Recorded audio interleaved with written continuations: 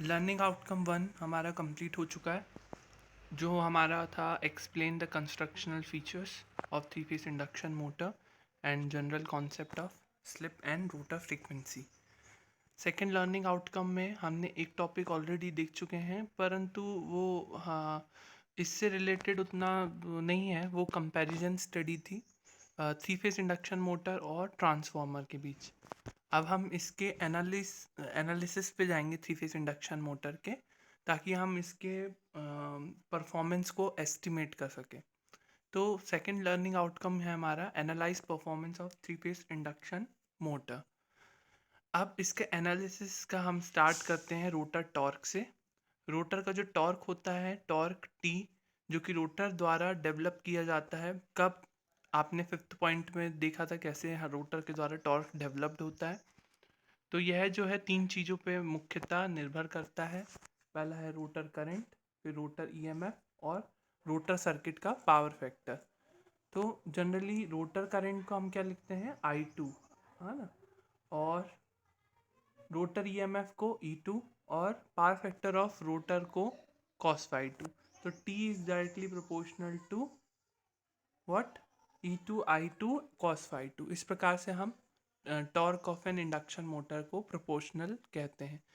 Proportionality constant, ये वाला sign हटता है तो एक कांस्टेंट आता है जिसको हम लेंगे k। तो हमने यहाँ पे k को क्या ले लिया, कांस्टेंट ले लिया। यहाँ पे k हमारा कांस्टेंट है।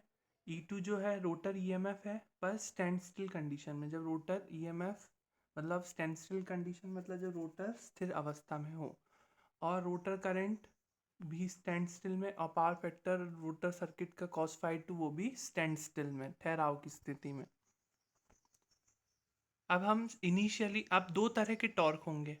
देखो, एक स्टार्टिंग टॉर्क अलग होगा और एक रनिंग टॉर्क या फुल लोड टॉर्क अलग होगा, क्योंकि स्टार्टिंग के दौरान स्लिप का मान क्या होता है 1 हो जाता है, और रनिंग के दौरान वह स्लिप का मान क्या हो जाता है 0.01 से 0.04 के बीच, depending upon the induction motor.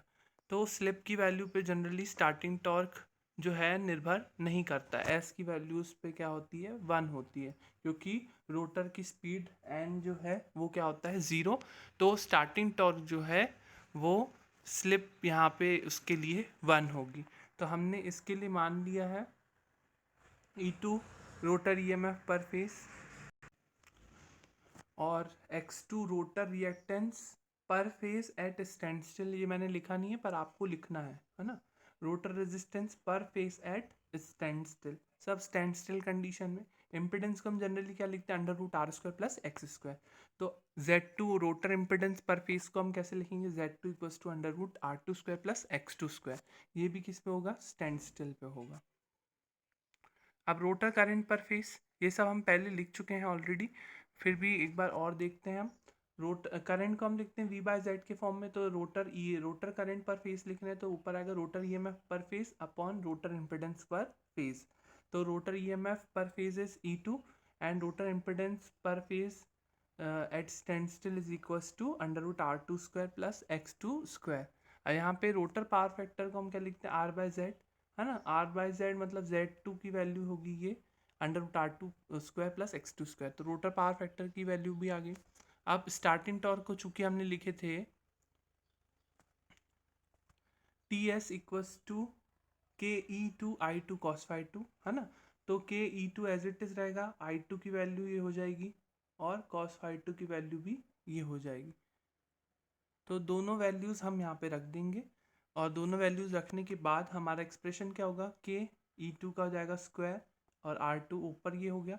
और अंडर रूट में दो जब संख्या होती है, जैसे √2 इंटू √2 लिखते हैं तो वो क्या जाता है 2। तो वैसे √R2² plus X2² into √R2² plus X2² करेंगे तो ये वैल्यू जाएगी R2² प्लस X2²। तो TS की वैल्यू ये हो गई हमारे पास। अब हम इसमें और कांस्टेंट डालते हैं कुछ इस प्रकार से। अगर जो हमारे पास वैल्यूज़ है KE2² R2 प्लस X2², इसमें हमने एक चीज़ लिखी है कि हमें मालूम है कि जो स्टेटर का सप्लाई वोल्टेज है, AC इनपुट वोल्टेज जो हम दे रहे हैं three phase AC input voltage, वो कांस्टेंट AC वोल्टेज है आपका, जिसकी वजह से जो फ्लक्स स्थापित होगा अराउंड स्टेटर, स्टेटर की स्टेटर द्वारा जो फ्लक्स स्थापित होगा पाई, वह भी क्या होगा, कांस्टेंट होगा। और इसके कारण ईएमएफ जो रोटर में जो विद्युत रोटर में जो ईएमएफ प्रेरित होगा वह भी क्या होगा, कांस्टेंट होगा। ईएमएफ विद्युत वाहक बल बोलते हैं।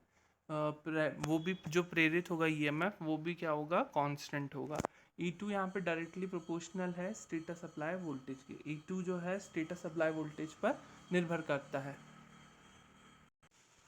अब अगर हम E2 की जगह हम E2 को हम कांस्टेंट मान लें, तो कांस्टेंट का मल्टीप्लाई मतलब E2 स्क्वायर का मल्टीप्लाई होगा K में, तो वो एक और कांस्टेंट बन जाएगा जो कि होगा K1, है ना। तो K1 हमने एक और कांस्टेंट ले लिया, और ये R2 square plus X2 square, Z2 generally क्या है, under root of R2 square plus X2 square.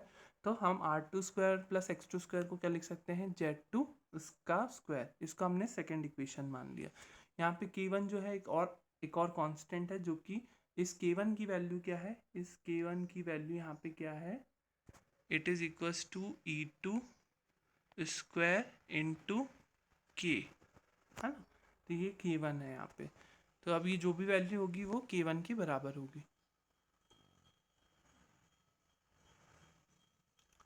जो मैग्नीट्यूड होता है स्टार्टिंग टॉर्क का, the magnitude of starting torque depends upon the values of R2 and X2। हमने देखा last time हमारा expression क्या है, TS equals to K1 R2 upon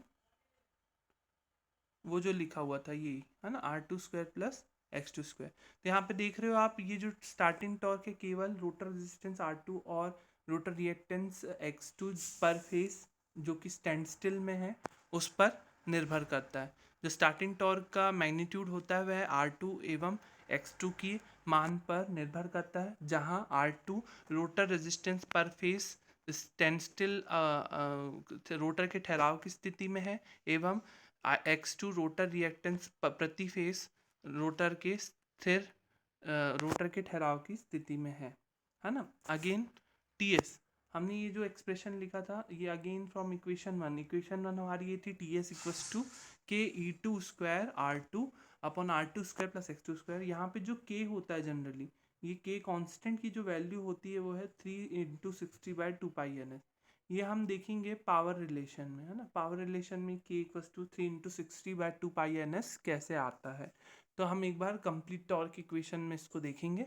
अभी हम स्टार्टिंग टॉर्क की बात कर रहे हैं। जनरली स्टार्टिंग टॉर्क में हम ये इसलिए महत्वपूर्ण है क्योंकि स्टार्टिंग के दौरान हम स्टार्टिंग टॉर्क को कैसे बढ़ा सकते हैं और क्या कंडीशन होती है मैक्सिमम स्टार्टिंग टॉर्क की, तो ये डिराइव करने के लिए हम ये स्टार्टिंग टॉर्क का टॉपिक पढ़ रहे हैं। अब TS को हम क्या लिख सकते हैं, K की वैल्यू रख दो, तो 3 into 60/2πns upon into E2 square R2 upon R2 square plus X2 square. अब हम मैक्सिमम स्टार्टिंग टॉर्क की कंडीशन निकालेंगे। आपसे ओरली पूछा जाए कि मैक्सिमम स्टार्टिंग टॉर्क कैसे प्राप्त होगा, तो स्टार्टिंग टॉर्क जो है 3 फेस इंडक्शन मोटर में वह मैक्सिमम तब होता है जब रोटर रेजिस्टेंस प्रति face stand still rotor reactance प्रति फेस के बराबर होता है। मतलब सिंपली ये जो लाइन लिखी है वो लिखी है R2 is equals to X2। R2 यहाँ पे क्या है, रोटर रेजिस्टेंस प्रति फेस स्टैंड स्टिल में, और X2 क्या है, रोटर रिएक्टेंस प्रति फेस स्टैंड स्टिल में। तो R2 की वैल्यू X2 के बराबर होना चाहिए, तभी हमें अधिकतम प्रारंभिक बल आघूर्ण प्राप्त होता है। तो TS equals to equation second हमने जो देखे थे, इक्वेशन सेकेंड माने थे जो E2 स्क्वायर इंटू K करके K1 जो कांस्टेंट लिखा था वो ये आई थी। तो हम देख रहे हैं जनरली TS जो है हमने कहा भी था कि वो है R2 और X2 पे निर्भर कर रहा है। तो R2 की क्या वैल्यू होना चाहिए, R2 की क्या वैल्यू होना चाहिए कि हमें अधिकतम बलागुण प्रारंभ में प्राप्त हो। तो अधिकतम किसी भी फंक्शन की मैक्सिमम वैल्यू हम मैथ्स में कैसे निकालते हैं वैसे यहाँ पे भी करेंगे। तो इस फंक्शन को हम हमारे वेरिएबल है R2 उसके रिस्पेक्ट में क्या करेंगे, हम डिफरेंशिएट करेंगे और इसको इक्वेट किसके करेंगे, 0 के बराबर। तो यहाँ पे हमने लिख दिया टी एस जो है डायरेक्टली प्रोपोर्शनल है, के वन को हटा के इक्वल टू को हटा के हम लिख सकते हैं proportional R two by R two square plus X two square, इस प्रकार से भी लिख सकते हैं।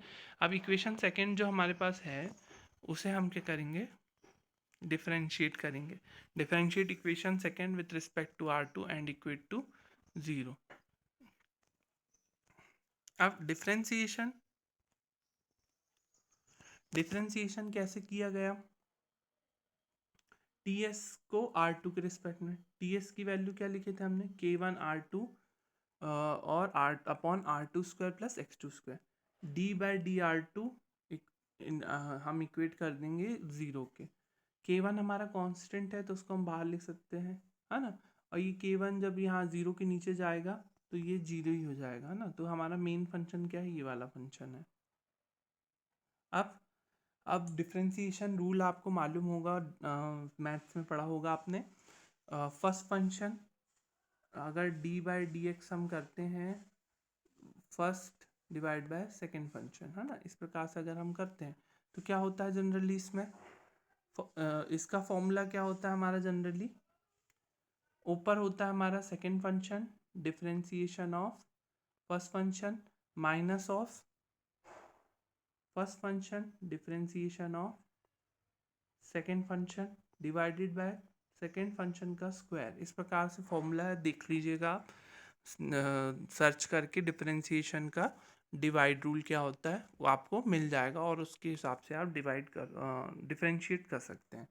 तो देखो यहाँ पे वही किया गया है, सेकेंड फंक्शन लिखा है मैंने as it is R two square plus X two square, फिर डिफरेंशिएशन किया किसका, मैंने आर टू का डी बाय आर टू का differentiation minus first function as it is, फिर सेकेंड फंक्शन का डिफरेंशिएशन मतलब d by D R two square plus X two square का differentiation divide by R two square मतलब second function का square. तो second function है हमारा R two square plus X two square, तो हमने डिवाइड में लिख दिया R two square plus X two square का स्क्वायर हमारा सेकंड फंक्शन। सॉल्व करेंगे हम तो आर टू का डिफरेंशिएशन 1 हो जाएगा, इसलिए आर टू यहाँ से गायब हो गया, है ना। और फिर R two square plus X two square का करेंगे तो आर टू स्क्वायर का एक्स स्क्वायर का डिफरेंशिएशन होता है 2x, वैसे आर टू का डिफरेंशिएशन क्या होगा 2r2 हो जाएगा। और एक्स टू स्क्वायर का D upon D R two के रिस्पेक्ट में कर रहे हैं हम तो एक्स टू स्क्वायर का 0 हो जाएगा, तो इसलिए हमारा आंसर आएगा R two into two R two. तो हमारा ये वाली जो वैल्यू है के, इससे अपॉन में जाएगी के वन हो जाएगा और ये इसके मल्टीप्लाई में जाएगी, तो 0 से चाहे डिवाइड करे या मल्टीप्लाई करे वो 0 ही बन जाएगा, है ना। फिर एक्सप्रेशन में क्या हो जाएगा R two square plus X two square minus two R two का स्क्वायर इक्वल्स टू 0, तो minus R two square plus X two square equal to 0, तो R two square equal to होगा X two square, R two को हम लिख सकते हैं x to के बराबर। तो this is the condition for maximum starting torque, और इस प्रकार से हम मैक्सिमम स्टार्टिंग टॉर्क मतलब जो रोटर रेजिस्टेंस प्रति फेस होता है स्टैंड स्टिल के दौरान, वह अगर रोटर रिएक्टेंस पर फेस स्टैंड स्टिल के दौरान के बराबर हो जाए तो हमें अधिकतम प्रारंभिक बल आघूर्ण प्राप्त होता है। इसी में हम देखेंगे effect of change of supply voltage. अगर सप्लाई वोल्टेज में वेरिएशन करते हैं तो उसका स्टार्टिंग टॉर्क पे क्या असर पड़ता है।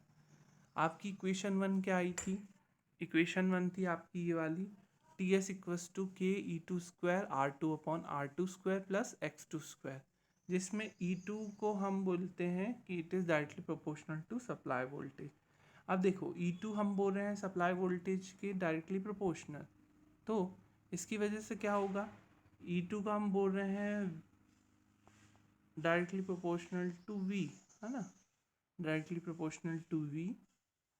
तो जब E2 को हम डायरेक्टली प्रोपोर्शनल टू V बोल रहे हैं तो E2 की जगह जब हम V को रखेंगे तो यहाँ पे एक कांस्टेंट और आएगा, जो भी कांस्टेंट होगा वो मल्टीप्लाई किससे होगा, के से, है ना, वो मल्टीप्लाई होगा के से।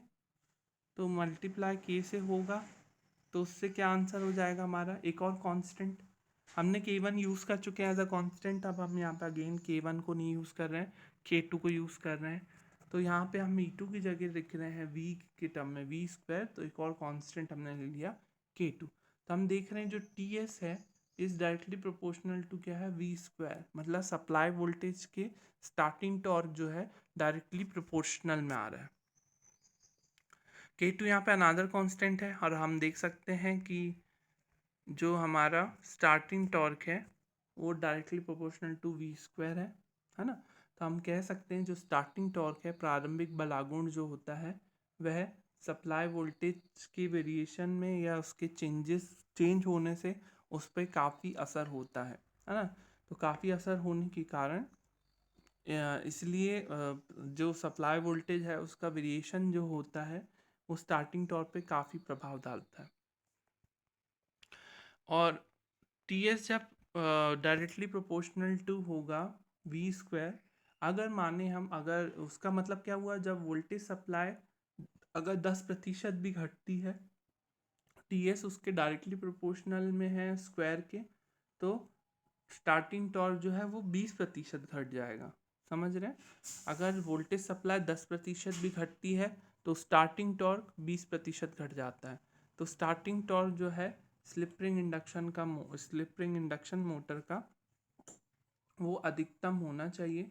तो वो सप्लाई वोल्टेज के वेरिएशन के हिसाब से हमें देखना है, सप्लाई वोल्टेज के को वेरी हमें नहीं करना है। परंतु सप्लाई वोल्टेज के प्रारंभ में ज़्यादा होने के कारण एक डिसएडवांटेज ये होता है कि जो स्टार्टिंग में जो फुल लोड करंट होता है, हमारा स्टार्टिंग करंट है ना, स्टार्टिंग करंट जो होता है वो फुल लोड करंट के 5 से 9 गुना अधिक होता है, तो जिससे मोटर की वाइंडिंग जल सकती है। तो इसी चीज़ के लिए हम स्टार्टर का उपयोग करते हैं।